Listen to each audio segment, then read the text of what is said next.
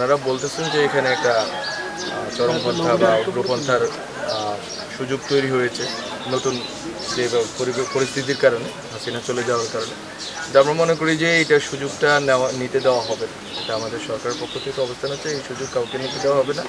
বরং বাংলাদেশের যে গণতান্ত্রিক ব্যবস্থা আছে, এই গণতান্ত্রিক ব্যবস্থা সুরক্ষা এবং গণতান্ত্রিক পদ্ধতিতে দেশ পরিচালনার ক্ষেত্রে আমরা খুবই বলিষ্ঠ ভূমিকা রাখবো এবং আমরা রেখেছিও বটে। এবং সামনে থেকে আমরা চেষ্টা করব বাংলাদেশে যাতে হচ্ছে যে কোনোভাবে উগ্রপন্থা, কোনো ধরনের উগ্রপন্থা, ধর্মীয়, রাজনৈতিক কোনো রকম উগ্রপন্থায় যাতে বাংলাদেশে মাথাচাড়া না দিতে পারে এবং বাংলাদেশকে যাতে আমরা একটা গণতান্ত্রিক যে রূপান্তরের ক্ষেত্রে ডক্টর মোহাম্মদ ইউনূসের নেতৃত্বে আমরা কাজ করছি, এটা যাতে আমরা সাধন করে যেতে পারি এবং নির্বাচনের মাধ্যমে যথাসময়ে আমরা যাতে গণতান্ত্রিক একটা রূপান্তরে ভূমিকা রাখতে পারি, এটা হচ্ছে আমাদের একমাত্র চাওয়া।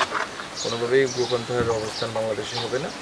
আর এক্ষেত্রে সরকার আলোচনা করেছে, অনেক সময় সতর্কতা দিয়েছে, কিন্তু আমরা মনে করি যে আমরা যদি দেখি যে আসলে আলোচনা এবং সতর্কতার মাধ্যমে সমাধান হচ্ছে না, তাহলে আমরা হার্ডলাইনে যাব এবং সেটা খুব শীঘ্রই যাব যদি আমাদের সেই পরিস্থিতি আসে এবং আমাদের কথা যদি বিভিন্ন কমিউনিটি যদি না শুনে এবং আমাদের সাথে যে ডায়ালগের সম্পর্কটা যদি রক্ষা না করে। রাষ্ট্রের যেই সুযোগ অনেকেই পেয়েছেন, কিন্তু সুযোগের যদি সদ্ব্যবহার না করে যদি কেউ সুযোগের যদি দুর্ব্যবহার করেন এবং যদি সুযোগ কাজে লাগিয়ে যদি দেশকে অস্থিতিশীল করার চেষ্টা করেন, আমরা অবশ্যই হাঁটলাইনে বাংলাদেশে গত জুলাই আগস্টে যে গণ অভ্যুত্থানে যে যারা শহীদ হয়েছেন তাদের আসলে আত্মত্যাগের বিনিময়ে আসলে আমরা আজকে দায়িত্বে আছি। আমি আজকে একটি গভর্নমেন্টের মিনিস্ট্রিয়াল রোলে আছি। আর বাংলাদেশ দ্বিতীয়বার মতো মুক্ত হয়েছে, স্বাধীন হয়েছে। তো আসলে আমি মনে করি যে আসলে আমাদের যেই ঋণ আছে শহীদদের প্রতি, এটা আসলে আমরা শোধ করতে পারবো না, কিন্তু আমরা তাদের সাথে সম্পর্কটা রক্ষা করতে পারি, তাদের পরিবারের সাথে সম্পর্কটা রক্ষা করতে পারি। তাদের যে স্পিরিট আছে, যে স্পিরিটের কারণে আওয়ামী লীগ সন্ত্রাসীরা তাকে, আমি শুনতে পেলাম ওনাকে হচ্ছে মেরে ফেলছে, মব লিঞ্চিং করে মেরে ফেলছে, সবাই মিলে একসাথে পিটিয়ে।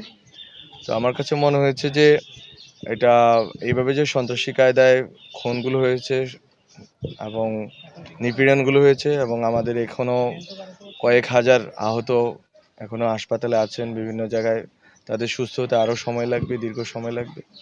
তো আসলে এই যে আত্মত্যাগটা আসলে বাংলাদেশের রাজনৈতিক যে এই ভবিষ্যৎ নির্মাণের ক্ষেত্রে আমাদেরকে মনে রাখা উচিত যে আত্মত্যাগটা ছিল মূলত বাংলাদেশে নতুন একটা রাজনৈতিক বন্দোবস্তের জন্য, যাতে এই নিপীড়ন, এই অত্যাচারগুলো না থাকে এবং রাজনৈতিক যে সংস্কৃতি আছে সেই সংস্কৃতিতে যাতে এই মারপিট, সন্ত্রাস, চাঁদাবাজি এগুলো না থাকে। তো শহীদদের এবং আহতদের আত্মত্যাগের এই যে চেতনা আছে, যে স্পিরিট আছে, এটাকে যাতে বাংলাদেশের জনগণ ধারণ করে, বিশেষ করে রাজনৈতিক দল এবং দলের নেতৃবৃন্দ ধারণ করে, এটা আমরা আশা রাখি। এবং আমরা জানি এই যারা শহীদ হয়েছেন, আহত হয়েছেন, এখানে যারা অপরাধী আছে তাদের বিচার কার্য শেষ করে যেতে পারি। পুরোটা হয়তো শেষ করা সম্ভব না, বিচার কার্যের আমাদের যে আদালতের যে বিচার প্রক্রিয়া আছে, এই বিচার প্রক্রিয়াটা অনেক দীর্ঘসূত্রিতার। যে আমরা চেষ্টা করব ট্রাইব্যুনাল এবং আরও বিভিন্ন মাধ্যমে যেখানে যেখানে মামলা হয়েছে আমরা চেষ্টা করব মামলাগুলোকে চালিয়ে যাওয়ার এবং শহীদ পরিবারগুলো যাতে বিচার পায় এটা নিশ্চিত করার চেষ্টা করব এবং শহীদদের আকাঙ্ক্ষার যে বাংলাদেশ, এটা নির্মাণের জন্য আমাদের বর্তমান অন্তর্বর্তীকালীন সরকার যে চেষ্টাগুলো চালিয়ে যাচ্ছে, আমরা মনে করি বাংলাদেশের জনগণ এটার সাথে আছে, এই স্পিরিটের সাথে আছে এবং আমাদের সাথে আছেন। এবং রাজনৈতিক দলগুলো যদি সর্বোচ্চ সহযোগিতা করে এবং সদিচ্ছা প্রকাশ করে সবাই মিলে, তাহলে আমরা মনে করি যে আমরা একটা নতুন বাংলাদেশ গড়তে পারবো। অন্তত পুরোটো কাজ না হলেও আমরা অন্তত ভিত্তিপ্রস্তরটা স্থাপন করে যেতে পারবো এবং শহীদদের আত্মত্যাগের বিনিময়ে যে নতুন বাংলাদেশের স্বপ্ন, তারাও হয়তো দেখেছেন, মৃত্যুর পূর্বে হয়তো ভেবেছেন যে বাংলাদেশে ওনাদের আত্মত্যাগের বিনিময়ে হাসিনার বিদায় হবে এবং নতুন বাংলাদেশ হোক।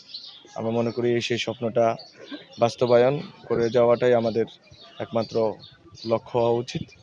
তো আমি আজকে ওনার কবর জিয়ারত করলাম এবং আমি আশা রাখি যে বাংলাদেশে যেখানে যেখানে শহীদ ফ্যামিলি আছে তারা সুরক্ষিত থাকবেন এবং তারা মানুষের সম্মান শ্রদ্ধার মধ্যে থাকবেন এবং যারা আহতরা আছেন তারা দ্রুত সেরে উঠবেন এবং বাংলাদেশ বিনির্মাণের ক্ষেত্রে তারা তাদের বুদ্ধি প্রজ্ঞা শক্তি দিয়ে ভূমিকা রাখবেন এবং আমরা বাংলাদেশের জনগণকে সাথে পাবো। আমাদের যে যতটুকু সময় আমরা আছি